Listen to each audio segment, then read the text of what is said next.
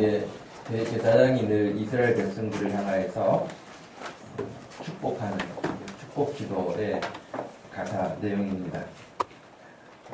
가사처럼 찬양을 드린 스라디아 찬양팀도 하나님께서 이런 복 주시는 것을 다 누리실 수 있기를 바라고, 더 나아가서 우리에게 또 신령한 복을 허락하신 하나님의 은혜를 또 함께 예배하는 모든 성도들이 누릴 수 있기를 축복합니다. 오늘 우리에게 주시는 말씀은 출애굽기 22장 28절에서 31절까지 말씀입니다.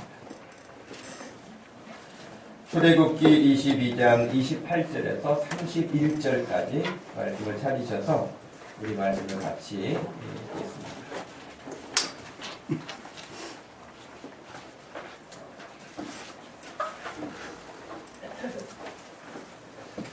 찾으셨으면 같이 말씀 읽습니다. 너는 재판장을 도독하지 말며 백성의 지도자를 저주하지 말지니라.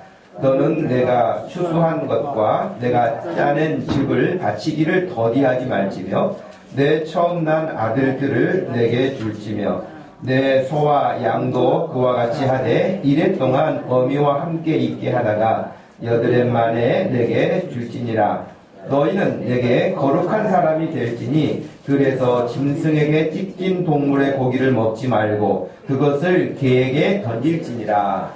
아멘. 마땅한 감사를 아는 성도라는 제목으로 말씀을 증거하겠습니다.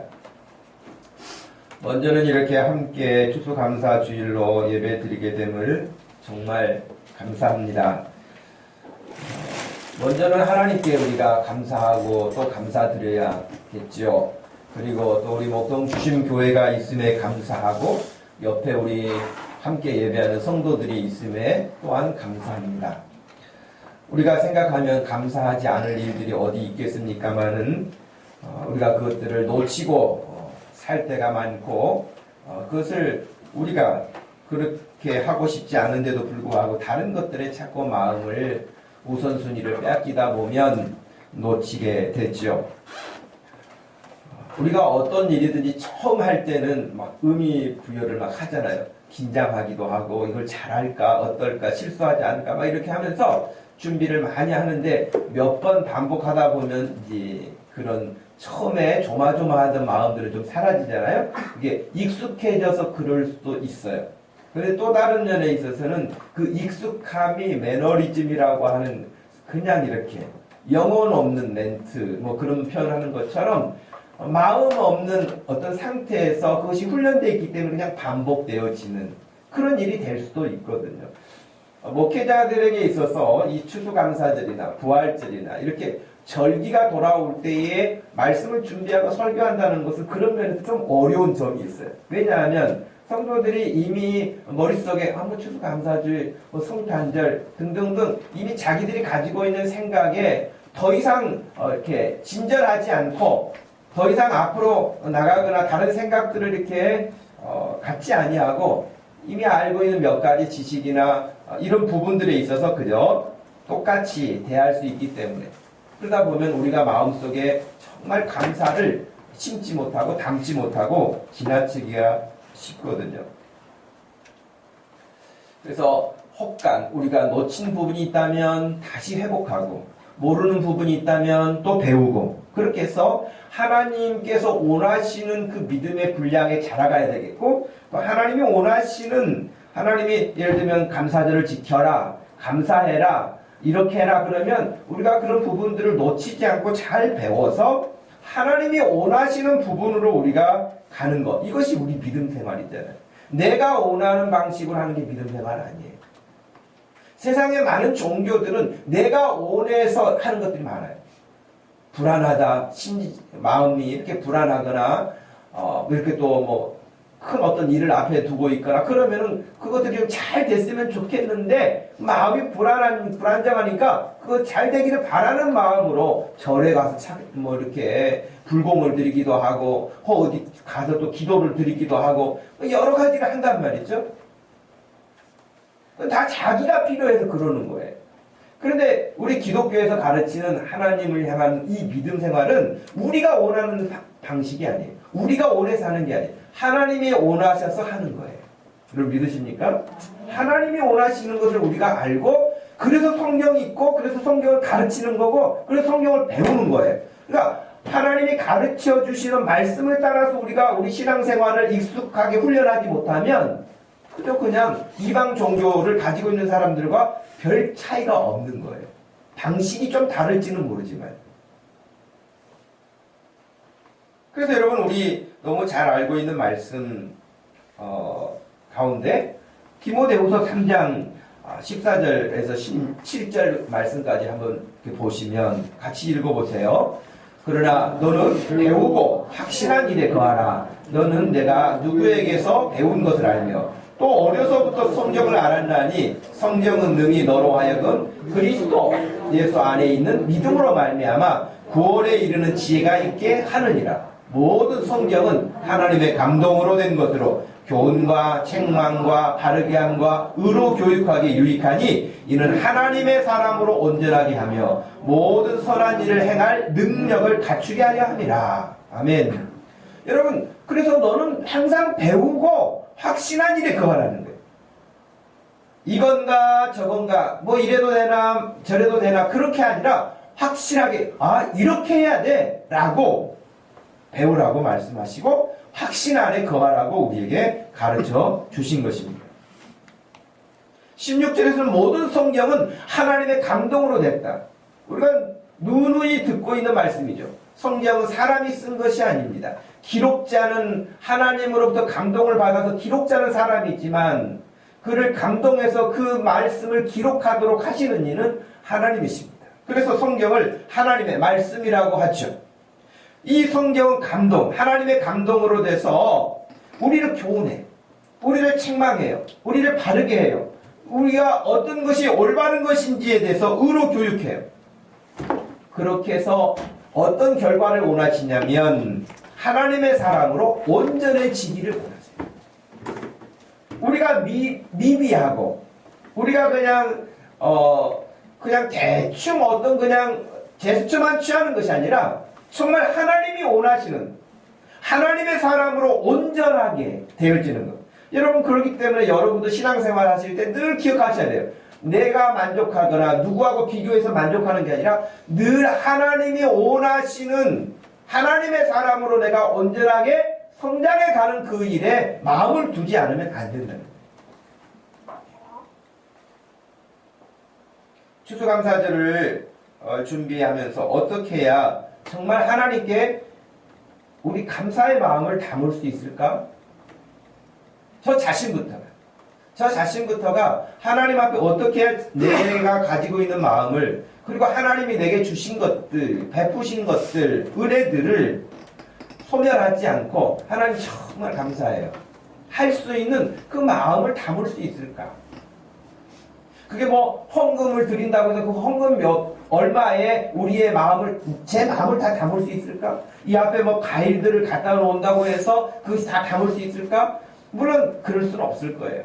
그럼에도 불구하고 우리가 과일을 준비하고 지금 이 앞에 과일들이 이렇게 있고 채소들 있잖아요. 우리 텃밭에서 자란 채소들 있잖아요. 싱싱한 배추들이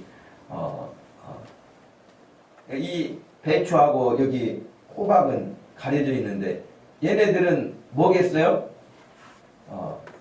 가을에 얘네들이 추수를 하기 때문에 봄부터 먹었던 상추를 대표해서 나온 애들이에요. 그렇죠.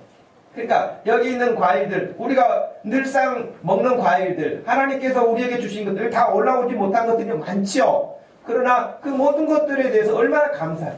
여러분 먹을 때 정말 감사하지 않아요? 마음껏 먹을 수 있는 것. 마음껏 먹을 수 있는 것.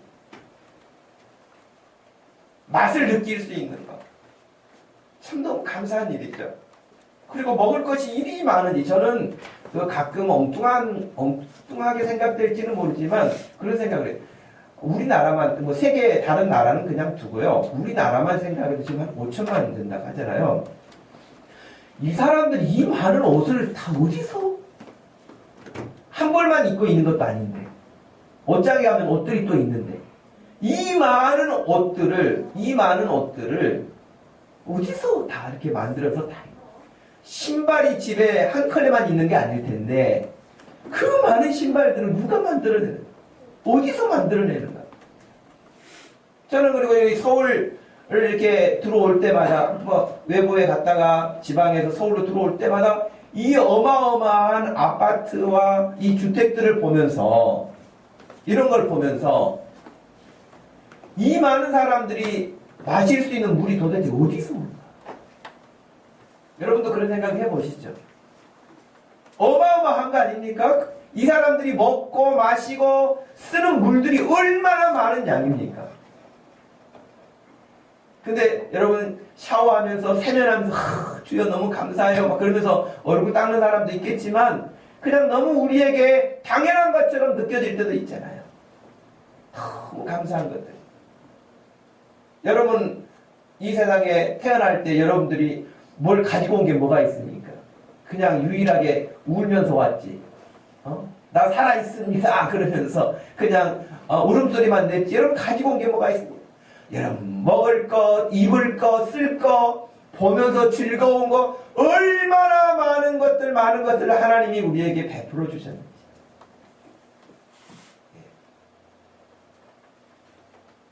그래서 어떻게 해야 하나님께 정말 하나님 너무너무 감사해요. 이 좋은 가을을 살게 하신 것도, 단풍이 들어있는 예쁜 모습을 보면서도, 또 뭐 겨울이면 겨울대로, 봄이면 봄대로 다 감사할 것이 많은데, 오늘 여러분 말씀을 따라서 세 가지를 여러분에게 말씀을 드리려고 합니다. 28절에 보니까 너는 재판장을 모독하지 말며 백성의 지도자를 저주하지 말지니라 그랬어요. 여기 재판장이라고 개역성경에서 개정판에서도 재판장이라고 번역을 했는데요. 이 재판장이라고 되어 있는 원래 히브리어 성경에는 엘로힘이라고 되어 있어서 하나님이에요. 그러니까 사람들이 이제 좀 오해할 수도 있겠죠. 재판장이라고 그러면은 뭐 판사나 검사나 이런 어떤 사법부에 있는 사람을 생각하기 쉽겠죠.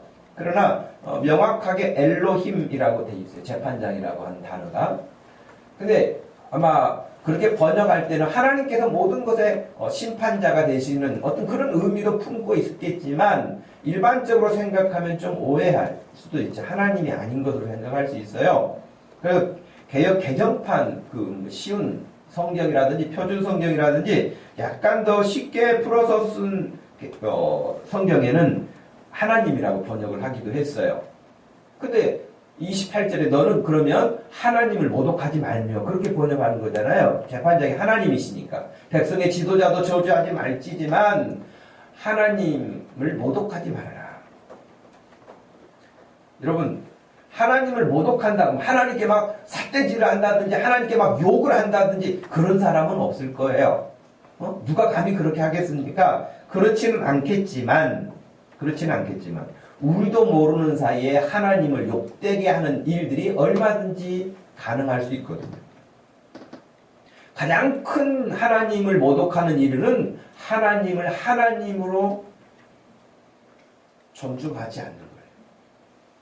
하나님을 하나님으로 경외하지 않는 거예요. 여러분 예를 들면 여러분들이 애를 써서 뭔가를 만들었다고 생각하십시오. 정말 정성을 다 해서 여러분이 만들어 놓고도 여러분이 보기에 너무 좋아, 마음에 들어요, 만족해요. 아 정말 이걸 내가 어떻게 만들었을까? 내가 봐도 너무 예쁘다. 근데 어떤 사람이 딱 보더니 이게 뭐야? 그러면 발로 툭 차고 가. 그럼 기분 좋겠어요? 발로 툭 차지는 않을지라도 그냥 쭉 보고 저거 뭐 아무나 누구나 다 할 수 있는 거 이런 식으로 하면 여러분 좋겠어요?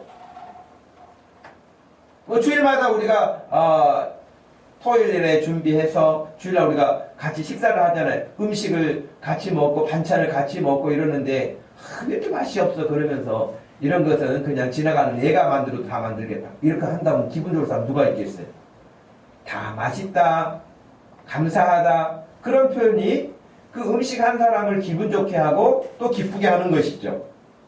하나님을 모욕한다고 하는 것은, 모독한다는 것은 하나님을 하나님으로 존경하지 않고 존중하지 않고 경배하지 않는 거예요. 내가 왜 여러분들에게 늘 예배 시간 때마다 강조하는 게 뭐예요? 예배하는 일에 집중해라. 그렇게 말씀을 드리잖아요. 그 이유는 다른 것이 없어요. 이 시간 우리가 목사를 보러 온 것도 아니고요. 다른 사람 보러 온 것도 아니고요. 하나님께 예배하러 왔기 때문에 하나님께 예배하는 자가 하나님 앞에서의 태도가 어떻게 해야 되겠냐는 거예요. 뭐 제 앞에서야 뭐 좋을 수도 있겠고 딴짓 할 수도 있겠죠. 그러나 여러분 하나님 앞에서의 여러분의 모습을 보아야지 그냥 목사님이 이번에는 내가 딴짓 했는데도 아무 말씀 안 하시네. 그것이 만족할 일이 아니잖아요. 하나님 앞에서의 예배자인 여러분 자신을 늘 보도록 하기 위해서 잠을 자는 사람, 조는 사람 있으면 졸지 말아라, 다른 일 하면 다른 일 하지 말아라 하는 이유로 거기 있는 것이지 그냥 제가 보기 좋게 하기 위해 그런 게 아니에요.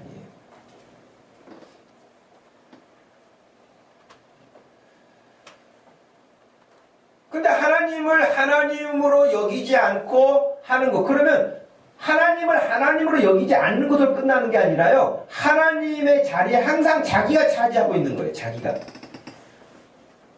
자기가 하나님인 것처럼 나는 하나님이다. 그런 사람은 없지만 실제 살아가는 것을 보면 하나님께 묻지도 않고 하나님이 하신 말씀대로 하지도 않고 결국에는 다 자기 마음대로 하는 거예요. 자기가 주권을 가지고 있어요. 하나님이 말씀하신 것을 듣고 따르고 배우고 익히는 것이 아니고 하나님의 말씀은 온데간데 없고 자기 생각만 있는 거예요. 그런 사람이 하나님을 모독하는 거예요. 그런데 우리는 이런 것이 하나님의 모독이라고 생각하지 않아요. 하나님께 욕하는 것만, 하나님께 뭐 나쁜 짓을 하는 것만 이렇게 가지고 모독하는 거라고 착각하고 오해할 수 있어요. 우리 인간이라는 존재는 하나님의 말씀을 따라서만 바르게 존재할 수가 있습니다. 하나님의 말씀에 순종해야만 온전해질 수가 있습니다.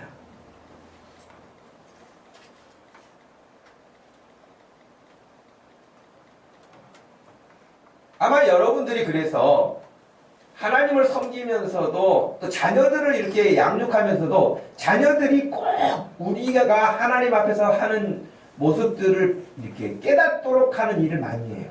자녀들이. 그 자녀들이 좀 이렇게 성장해 가면서 제일 많이 쓰는 말 가운데 하나가 어떤 거냐면 내가 다 알아서 해. 그런 말 아닌가요? 내가 다 알아서 해 한다고 말은 그렇게 하는데 해놓은 것을 보면 마음에 드는 게 하나도 없어. 내가 알아서 다 해. 그렇게 하는데. 자기들이 알아서 하는 대로 그냥 방치해놨다가는 망하는 길밖에 없어요.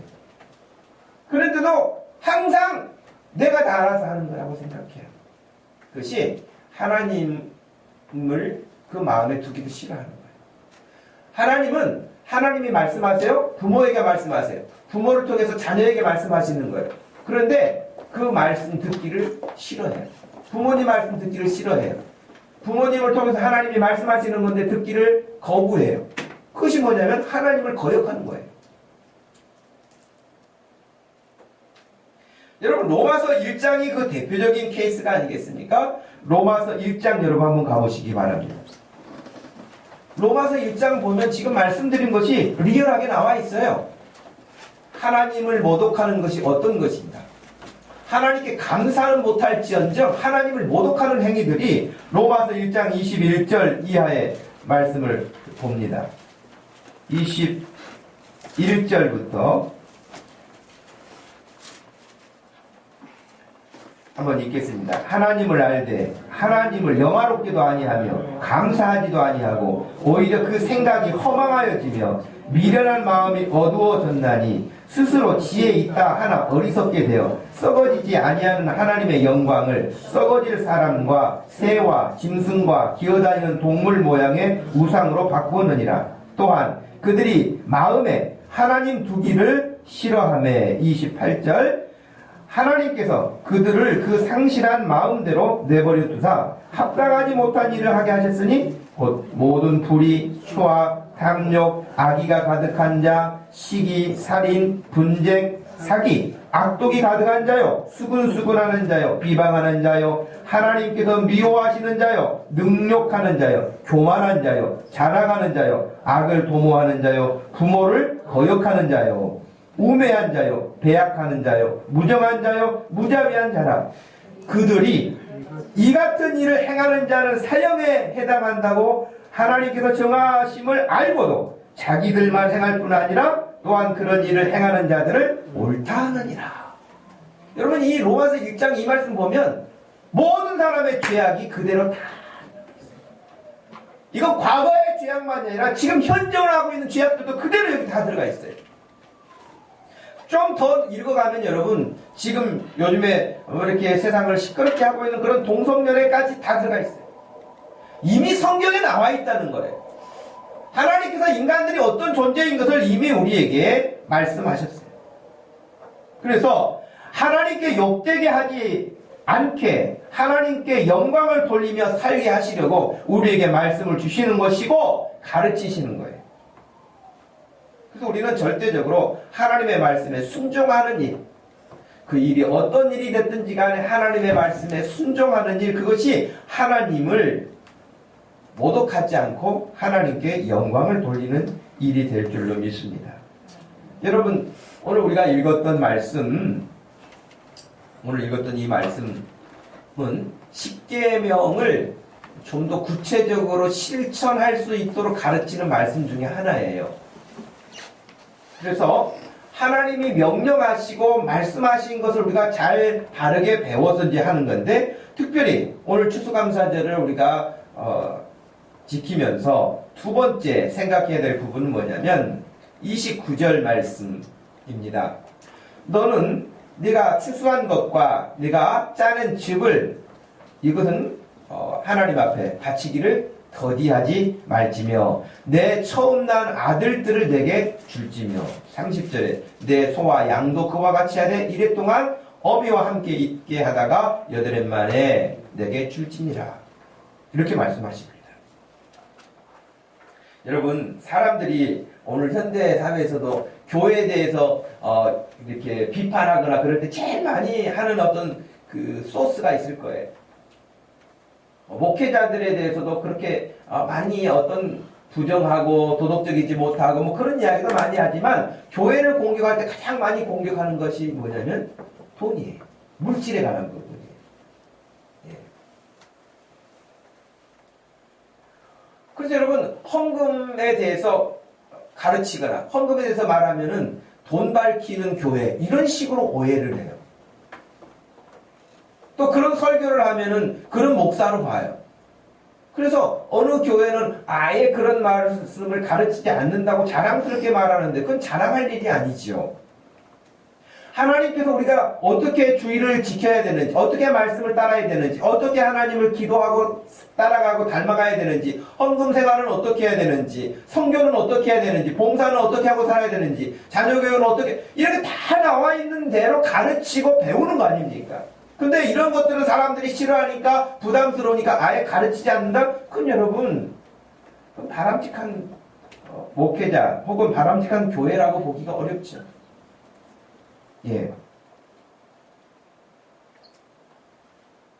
우리는 하나님이 말씀하셨기 때문에 명령하셨기 때문에 그 말씀들을 가르치고 배우는 것이며 그것을 불편하게 받아들이지 아니하고 하나님이 주신 말씀을 마음에 새기기를 원하는 것입니다.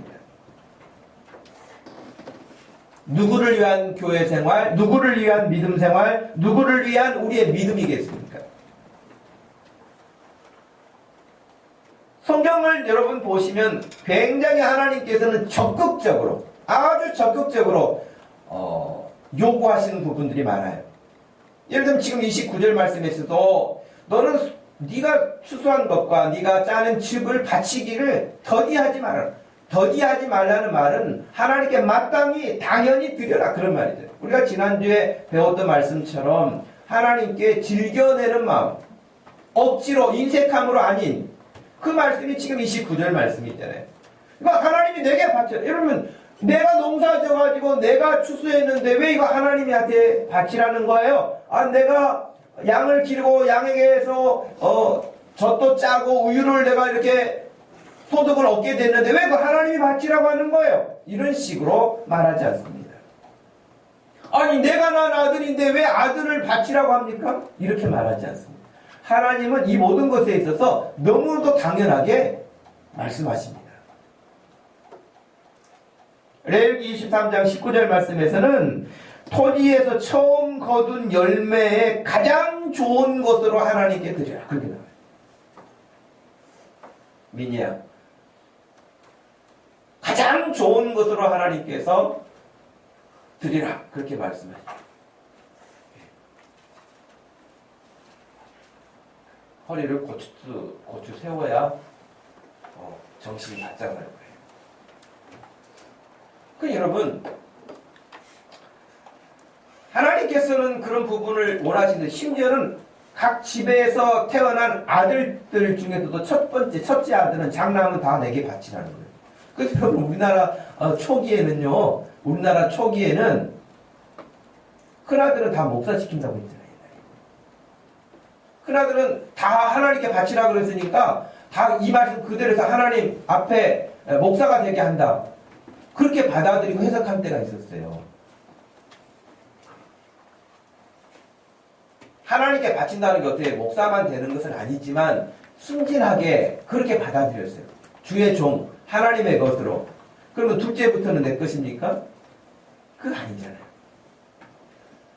하나님께서는 심지어는 이렇게 아들까지도 내게 바치라고. 그리고 동물 중에서도 가장 첫 번째 난 것은 다 내 거다. 하나님 그렇게 말씀하셨어요. 하나님 되게 욕심장이시네. 첫 것은, 좋은 것은 다 하나님이 자기 것이래. 여러분 그렇게 들리시나요? 이 처음 것은 다 내게 바쳐라. 가장 좋은 것으로 첫 번째 수확은 다 내게 가지고 와라. 이렇게 말씀하신 이유는 뭐냐면, 가장 중요한 이유는 이 모든 것의 주권자가 하나님이심을 기억해라. 그래서 반대로요. 여러분 반대로 사람들이 제일 힘들어하는 것이 뭔지 아세요?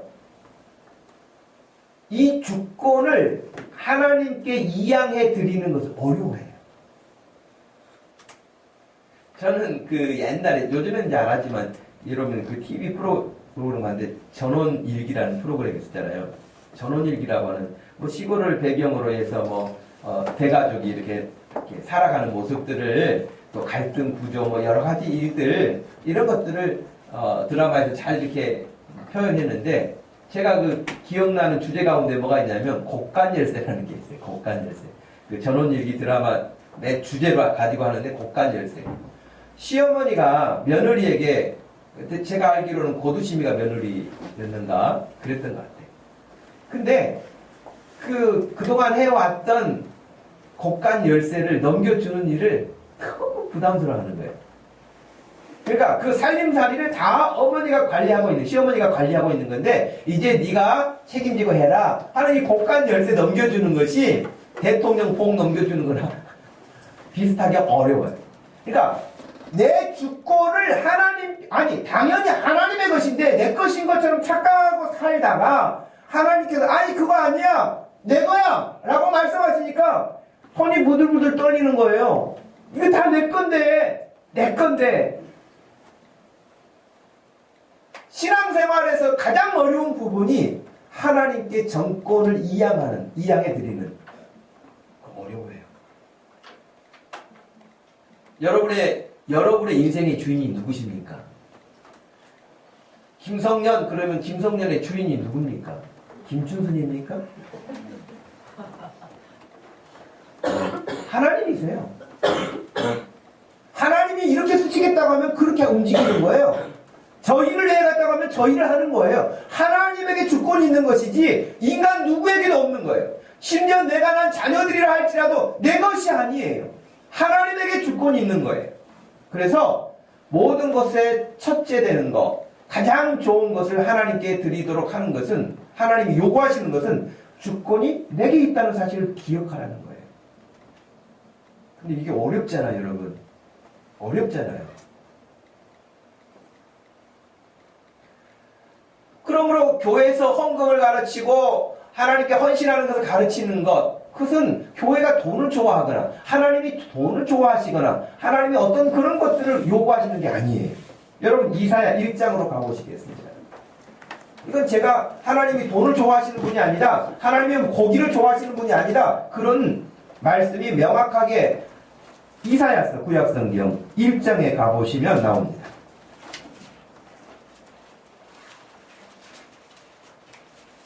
이사야 1장 11절 말씀. 11절에서 14절 말씀까지 한번 읽어 보겠습니다. 여호와께서 말씀하시되 너희의 무수한 재물이 내게 무엇이 유익하뇨? 나는 순양의 번제와 살찐 짐승의 기름에 배불렀고 나는 숫송아지나 어린 양이나 순념소의 피를 기뻐하지 아니하노라. 너희가 내 앞에 보이러 오니 이것을 누가 너희에게 요구하였느냐? 내 마당만 밟을 뿐이니라. 헛된 재물을 다시 가져오지 말라. 분향은 내가 가증히 여기는 바요. 올삭과 안식일과 대회로 모이는 것도 그러하니 성회와 아울러 악을 행하는 것을 내가 견디지 못하겠노라. 내 마음이 너희의 올삭과 정한 절기를 싫어하나니 그것이 내게 무거운 짐이라. 내가 지기에 곤비하였느니라. 여러분 여기 보시면 하나님 그거 옳지 않으신다. 그거 옳지 않으신다.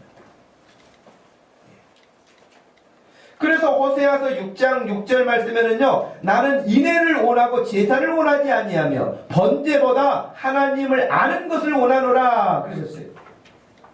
똑같이 예수님은 마태복음 9장 13절에서요, 너희는 가서 내가 긍휼을 원하고 제사를 원하지 아니하노라 하신 뜻이 무엇인지 배우라. 나는 의인을 부르러 온 것이 아니요 죄인을 부르러 왔노라 하시니라 그러셨어요. 이런 말씀의 중심은 결국 하나님이 뭘 원하시느냐는 거예요. 그래서 사무엘상 15장 22절에 말씀처럼 사무엘이 이르되 여호와께서 번제와 다른 제사를 그의 목소리를 청종하는 것을 좋아하신 같이 좋아하시겠습니까? 순종이 제사보다 낫고 듣는 것이 순양의 기름보다 낫습니다. 그랬어요. 그러니까 하나님의 말씀에 순종하는 것이 제사 수없이 많은 제물을 드리는 것보다 낫다는 거예요. 그 순종이라는 것은 뭐예요? 결국 하나님이 모든 것의 주권자이심을, 주재권을 가지심을 인정하는 거예요. 예. 하나님은 그걸 원하시는 것이 네가 나라는 존재를 알고 있느냐? 그래서 호세아가 그랬잖아요. 그렇게 제사 드리는 것보다 나를 아는 것을 먼저 하라는 거예요.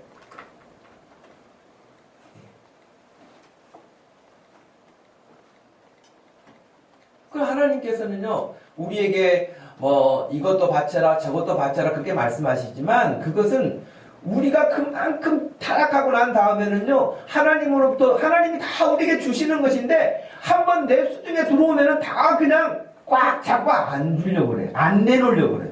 베풀지 않으려고 그래. 하나님 앞에 그것을 헌신하지 않으려고 그래. 다 내 것이라고 생각해요.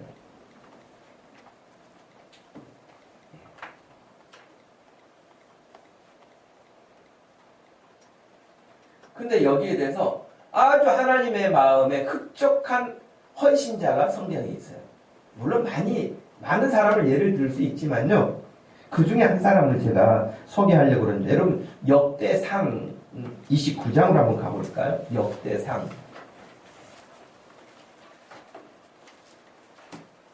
역대상 29장입니다.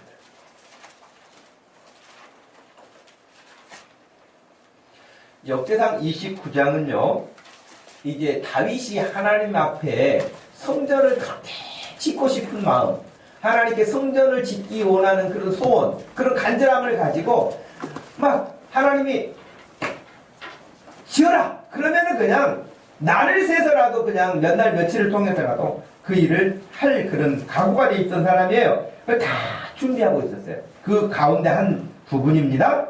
역대상 29장 10절 말씀부터 12절까지 먼저 읽어보겠습니다. 10절에서 12절까지 시작.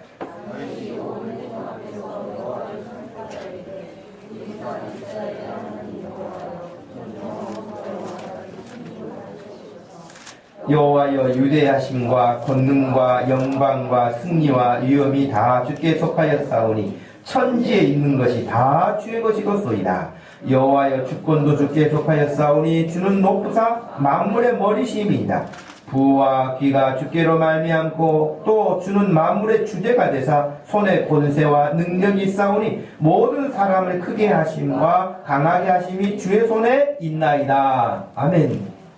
그런데 지금 이렇게 고백을 했잖아요. 하나님 이러신 분입니다. 고백을 했어요. 근데 여러분 3절 4절 한번 더 읽어볼까요? 3절 4절 시작.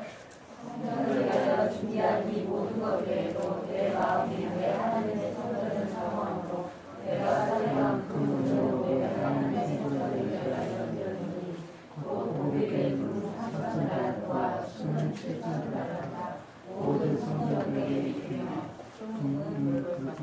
예. 여러분 금 좋아하잖아요. 금, 골드. 저거다. 저 화면에서 저 한 덩어리만 나한테 왔어도 좋겠다. 그러면 금 다 좋아해요. 금.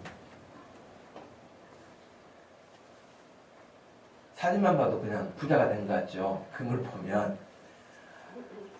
근데 여러분 지금 다윗이 드렸다고 하는 금이 4절 말씀에 오빌의 금 3,000달란트를 드렸다는 거 하나님께.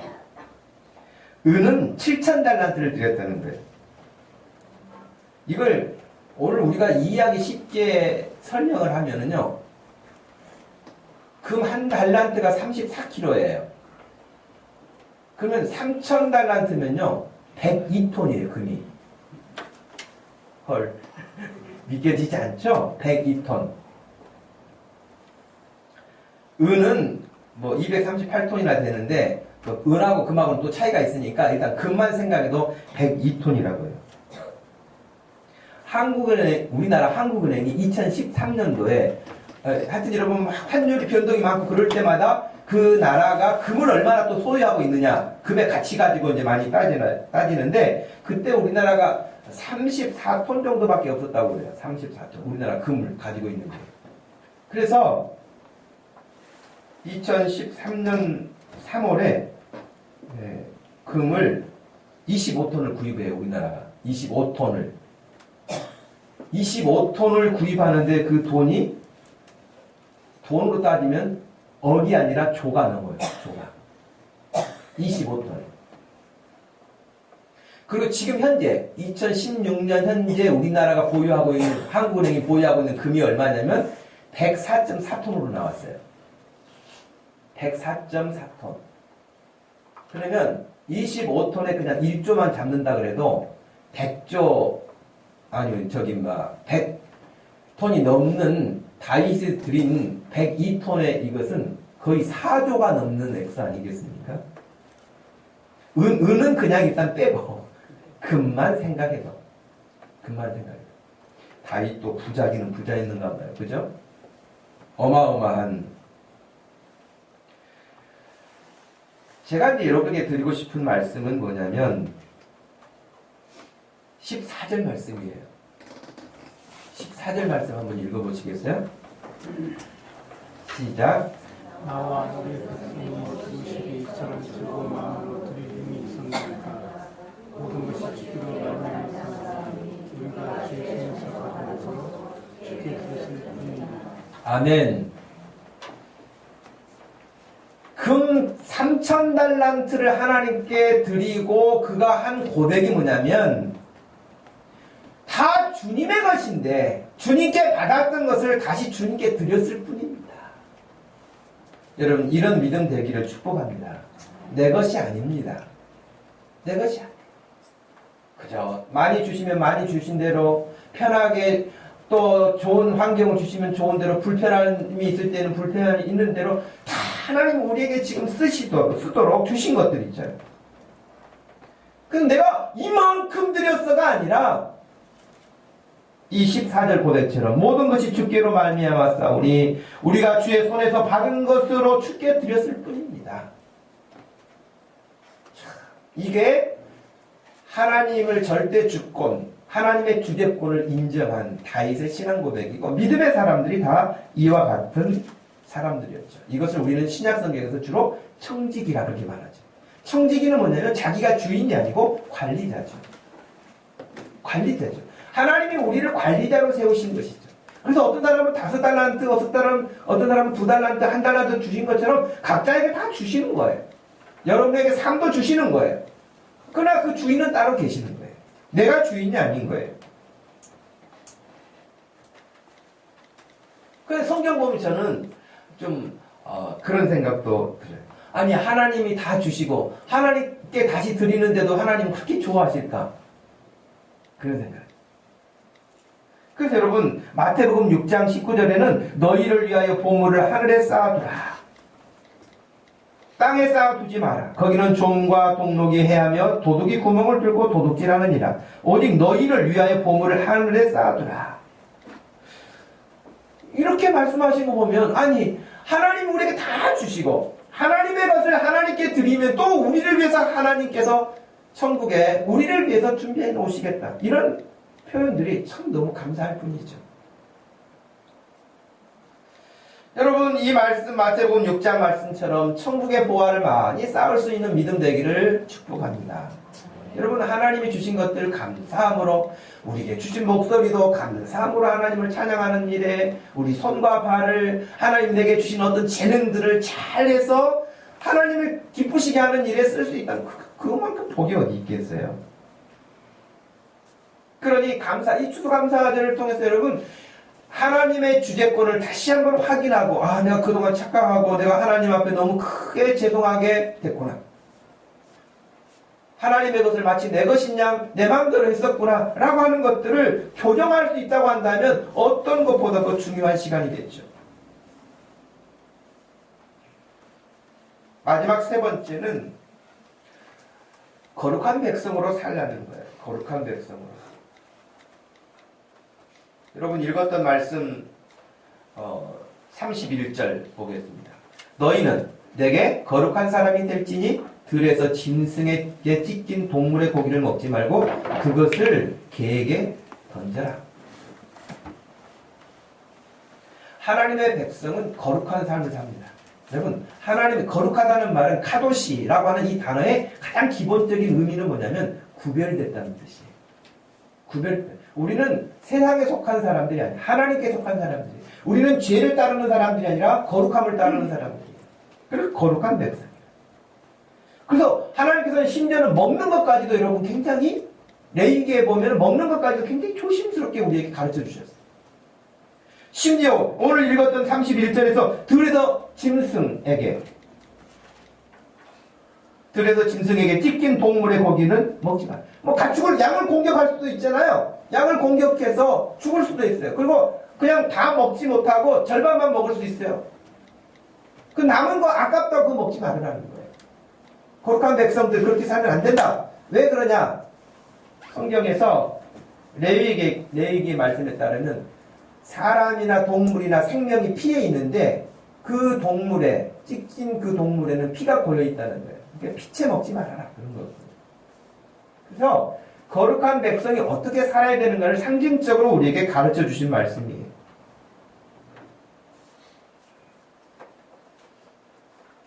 우리는 이 땅에 온 것이 하나님의 영광을 위해서 온 사람들입니다. 기억하세요. 우리가 여러분 전 세계적으로 각국의 대사를 보내는 이유는 뭡니까? 그 나라를 위해서 보냅니까? 각국의 대사를 보내고 영사관을 세우는 이유는 뭐예요? 우리 본국을 위해서 그런 거잖아요. 그죠? 본국에 훈령을 늘 보내잖아요. 어떤 것을 하도록. 하나님께서 우리를 이 세상에 보내신 것은 하나님의 나라를 위해서. 이 땅에 교회를 세우신 것은 하나님의 나라를 위해서 세우시는 거예요. 우리는 누구의 훈령을 받냐? 하나님의 훈령을 받는 거예요. 하나님의 말씀을 늘 받는 거예요. 그 하나님의 말씀을 따라서 실천하고 행하는 거예요. 그런 여러분 교회 와서 늘 말씀을 들을 때 경청해야 되는 이유가 뭐냐면 영사로 대사관으로 이렇게 대사로 파견시켜놨는데 계속 훈령을 보내는데도 나라에서 보낸 건 읽어보지도 않고 자기 마음대로 해. 그건 여러분 바로 소환됐죠. 끝장나는 것이죠. 여러분 교회 왔어요. 하나님의 말씀을 늘 들어요. 그럼 훈령을 따라서 그거 살아야죠. 훈령은 훈령이고 나는 나다 그러면서 아이고 나 바쁘니까 지금 나라 일이고 뭐고 최순실이고 나는 잘 모르겠다 그러면서 골프 치러 가고 그러면은 그 잘리는 거죠. 여러분 우리가 마치 그와 같다는 것이에요. 우리는 세상에 속한 사람들이 아니에요. 거룩함으로 세상에서 구별되고 하나님께 속한 사람들이요. 하나님으로 인하여 즐거워하는 사람들이에요.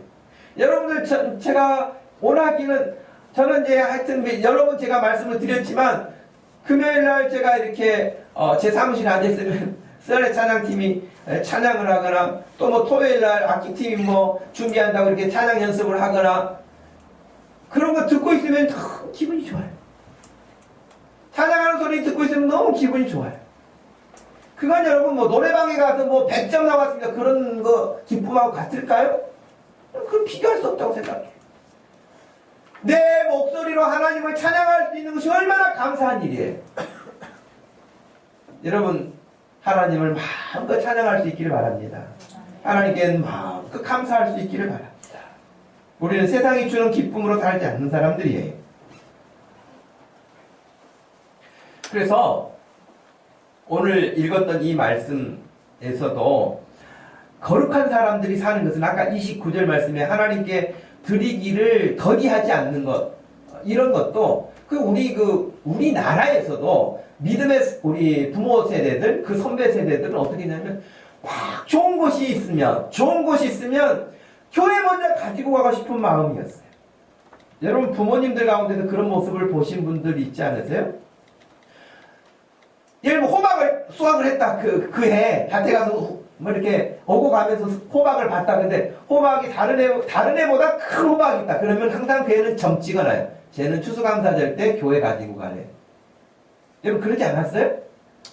그랬어요. 제일 좋은 거 보면 교회 가지고 가고 싶었어요. 그건 여러분 하나님 사랑하는 마음 때문에 그런 것이지, 교회가 뭐 호박이 없어서 못 삽니까? 교회가 뭐가 없어서 못 삽니까? 그게 아니잖아요. 그런 개념이 아니잖아요. 가장 좋은 것을 보면 하나님께 드리고 싶은 마음, 가장 좋은 것을 보면 저거 우리 교회에서도 했으면 좋겠다 하는 그런 마음, 그 마음이 거룩한 백성들이 하나님 앞에서 사는 그 마음이에요. 여러분의 마음에 그런 마음이 있을 때 여러분의 심령은 기뻐요. 즐거워요. 소망이 있어요.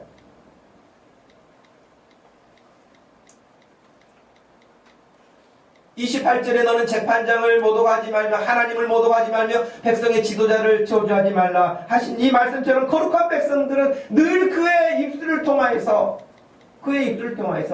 하나님을 간증하고 하나님을 자랑하고 교회를 자랑하고 목회자를 존중하고 성도들을 사랑하고 다 서로 그렇게 사는 거잖아요. 누가 그런 이야기를 해요. 미국의 엘로케이라고, 여러분 미국에 가면은 이제 뭐 택시들이 다 노란 택시잖아요. 근데 택시를 어떤 사람이 딱 탔대요. 탔더니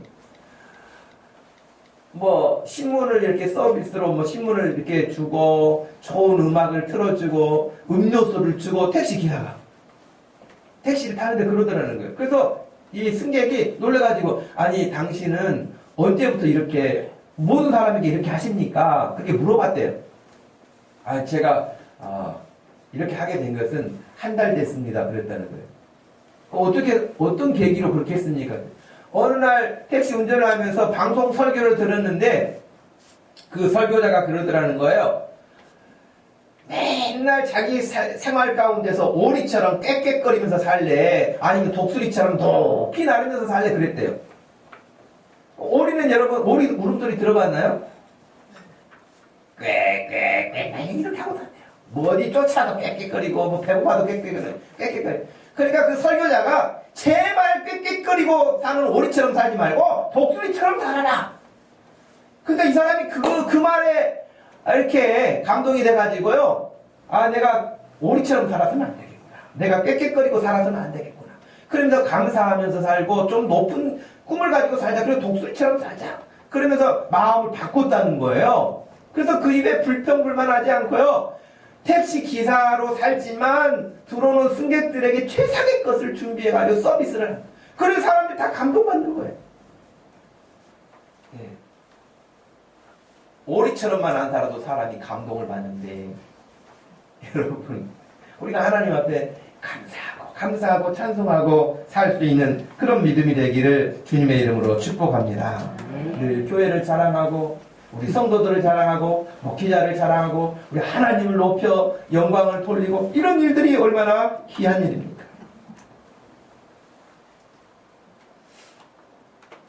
우리가 하나님 앞에서 오늘 추수감사절을 같이 지내면서 다시 이 감사하는 믿음을 회복하고 우리 하나님의 이름을 높이고 하나님을 더 사랑하고 거룩한 백성으로 이 세상에 보냄받은 하나님 나라의 제사답게 사명 잘 감당하며 살 수 있기를 주님의 이름으로 축복합니다.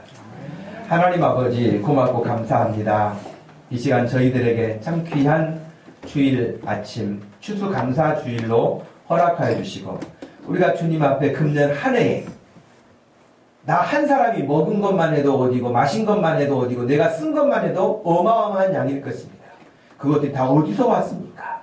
우리 주님이 보내주신 것이고 우리 주님으로부터 공급받은 것들인데, 이것들이 다 내 것인 것처럼 당연한 것처럼 생각하지 않고 하나님 앞에 마땅히 드려야 할 감사의 마음을 회복할 수 있도록 하시고, 찬양의 마음을 회복할 수 있도록 하시고, 헌신의 마음을 회복할 수 있도록 하여 주시어서 우리의 삶이 주 안에서 더 성장하고 성숙해져가고 우리 하나님의 이름을 높이는 귀한 자녀들 삼아 주시옵소서.